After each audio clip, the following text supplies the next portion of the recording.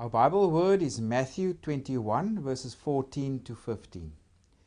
Then the blind and the lame came to him in the temple, and he healed them. But when the chief priests and the scribes saw the wonderful things that he did, and the children crying out in the temple and saying, Hosanna to the Son of David, they were indignant. So this is Jesus. Jesus entered Jerusalem, his triumphal entry.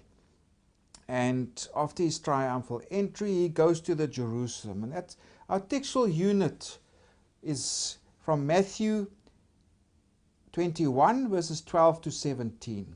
And that is the activity of Jesus in the temple. That's his cleansing and his healing. So Jesus, he enters Jerusalem on a donkey. And people hail him. They say, Hosanna, blessed is he that comes in the name of the Lord, etc. And they call him Son of David, etc. Those are titles for the Messiah. And then Jesus goes into the temple. And of course we are familiar with what's traditionally called the cleansing of the temple, which is not really an accurate description, but anyway, let's read from verses 12. It says, Then Jesus went into the temple of God and drove out all those who bought and sold in the temple, and overturned the tables of the money changers and the seats of those who sold doves. And he said to them, It is written, My house shall be called a house of prayer, but you have made it a den of thieves. So what's going on here? It's Jesus specifically says here to some people there, but you have made it a den of thieves. So who's this you that Jesus is addressing? He's addressing the chief priests and their associates. In other words, people that worked closely with him, their scribes. In other words, people that wrote things down or were the educated and the literate people of the law, etc. And these chief priests, we must understand that at this time, there was, of course, Caiaphas. He was the acting high priest at this time. But he was not the real power as high priest. The real power was his father-in-law, Annas. And Annas and the house of Annas, they were this family.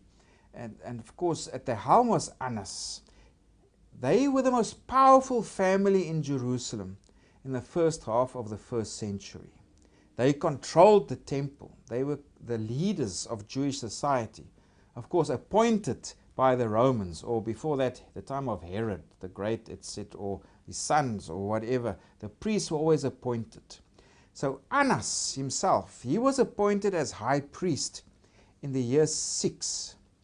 And he was high priest from 6 to 15 AD. And if you look at the list on screen there now, you can see all those in blue. They are all the sons. Or in the case of Caiaphas, Caiaphas was a son-in-law of Annas, who were high priests. So there was Annas himself, then his son Eleazar was high priest from 16 to 17. There were also other high priestly families, as we could see. That's Ishmael ben Phabi and Shimon ben Carmith. And after that there was Joseph Caiaphas. That was the son-in-law of Annas.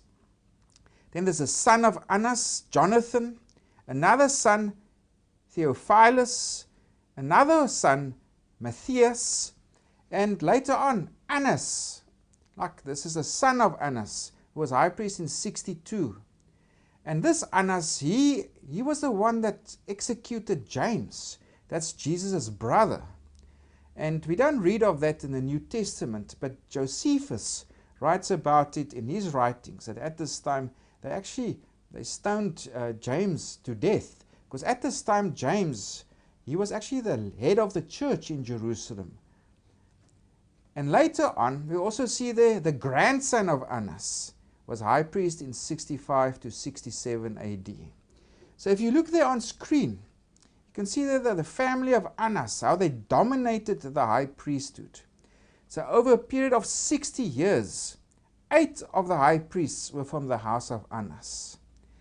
And also from the appointment of Annas in 6 AD until the trial of Jesus, that's about in 30 or 33 AD, the family of Annas controlled the high priesthood for 25 of 27 years.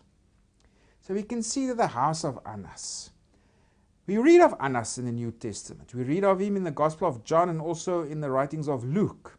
Because when Jesus was set on trial, he sent both to Annas and to Caiaphas. But remember, Annas, he was the real power behind the high priesthood. If you can liken them to a temple mafia, Annas, he was like the Don. He was the big boss. He was the man in charge. And Caiaphas, basically, he was high priest at the will and discretion, or also at the pleasure of Annas. So Annas was the real power here. And this house of Annas, this family, of course, they controlled the temple. They were also the representatives of the people, because they were appointed by the Romans. They were appointed to keep the peace. They must make sure that all the tax revenue comes in, that the Romans can take, etc. So for them, they had to keep the peace. Apart from being the ruler of the people, also the spiritual rulers of the people in a sense, because the high priest, he made sacrifices, also especially on the Day of Atonement, special sacrifices were made by him. But now the dark side of this house of Annas, of course, they were extremely wealthy. They made lots of money from the temple because they supplied the inspected animals like doves or even sheep, etc., that can be sacrificed at the Passover. So they obviously did that for a fee. They also made money when people brought their coins to exchange it for this special coinage. It's called the Tyrian shekel. And the Tyrian shekel was preferred because it had a very high silver content. And it was only this Tyrian shekel that the high priestly establishment accepted as the annual temple tax that had to be paid by the people. So when they came to Jerusalem, for Passover on pilgrimage, of course they would spend money to buy the sacrificial animals for the Passover and other sacrifices. That's how the house of Annas made money. And the house of Annas also made money when they exchanged their coins for the Tyrian shekels, because they would charge a fee also built on that. So they were very rich, the house of Annas. And today archaeologists, they've uncovered a home there in the northern part of, or not the upper Jerusalem. That's where the wealthy lived, the rich. And they uncovered a house here that's also, it says a very wealthy person lived here. They actually refer to this house as the palatial mansion. It was decorated with all kinds of motifs, etc. And they actually identify this house to belong to the house of Annas. And there's also been this house where, in the courtyard there, where Jesus would have been brought, and of course where Peter came and also he did not recognize or betray Jesus. It would have been this house of Annas. It was a big house, and many of his sons also lived there together with him. So remember, imagine this. There's a house of Annas. They're in charge of Jewish society. They are the wealthiest family. They are the most powerful family in Jerusalem. They dominate. They control the temple. And here comes Jesus. He enters the temple. And let's go read verses 12 again. Then Jesus went into the temple of God and drove out all those who bought and sold in the temple, and overturned the tables of the money changers and the seats of those who sold doves. And he said to them, "It is written, my house shall be called a house of prayer. But you," now Jesus is addressing here the high priests, the various high priests, and of course also their associates, "you have made it a den of thieves."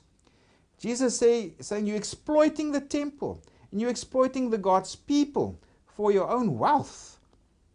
And of course the place where this would have happened is there in the court of Gentiles, as you can see on screen now. That's that big open area to the south of the temple itself. Temporary tables were set up here where people could buy animals, also where coins could be exchanged. So that was especially done over the time of Passover. So all of this was done, managed by the house of Annas, and this is where the house of Annas also made lots of money by offering the service to the pilgrims that come to Jerusalem. And here enters Jesus, and he confronts them. He says, "You have made it a den of thieves." Of course, a den is a place where thieves go.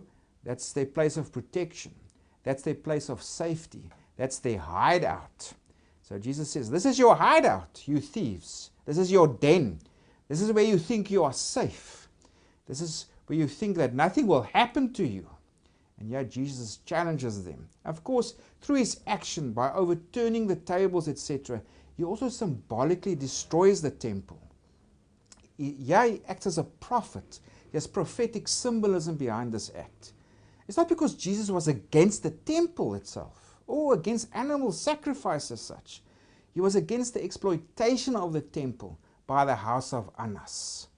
And also later on, if you go to chapter 26 verses 2 and also 27 verses 40, there's these accusations of him where they say, you said you'll destroy the temple and rebuild it in 3 days. So I'm sure also when Jesus overturned these tables, he also said, this temple I will destroy and I will raise it in 3 days. So it was an symbolic act of destruction that Jesus also says here. Now, of course, the house of Annas, they're there. They see Jesus. And for them, Jesus would have been just basically an irritation. This guy that comes from Galilee, he comes to Jerusalem, he's popular with some people, and now he comes into the temple, and now he confronts them. He confronts their authority. Because if he is what he is, the Son of David, the Messiah, gone is their life of privilege. Gone is their life of wealth and of ruling over God's people, so to speak. And also, if the Messiah is here, from their perspective, peace would go away. And if peace goes, we go because we didn't do our jobs properly. And there might be war with Rome. And so that, from their perspective, a lot to lose. And now let's come to our Bible word. If we go read verse 14. Then the blind and the lame came to him in the temple, and he healed them. But when the chief priests and the scribes saw the wonderful things that he did. Now, who are these chief priests? Let's go back to that list. It was probably Annas. It was also Eleazar, the son of Annas. Probably Joseph, Caiaphas also. Maybe also of the other high priestly families, Ishmael and Shimon. They were there. They looked at Jesus, also doing these healings. But when the chief priests and the scribes saw the wonderful things that he did, and the children crying out in the temple and saying, Hosanna to the Son of David. So in other words, Hosanna to the Messiah, because that was a title for the Messiah. They were indignant and said to him, Do you hear what these are saying? And Jesus said, Of course, yes. Have you never read, out of the mouth of babes and nursing infants, you have perfected praise. And there he's quoting from Psalm 8 verses 2. So Jesus is here, and he confronts the authority of the house of Annas and also the prophet, their whole life, their leadership, their life of privilege, etc. And he's hailed as the Messiah, the Son of David. If this is true, this house of Annas, these high priests have everything to lose. And especially if people believe it, etc.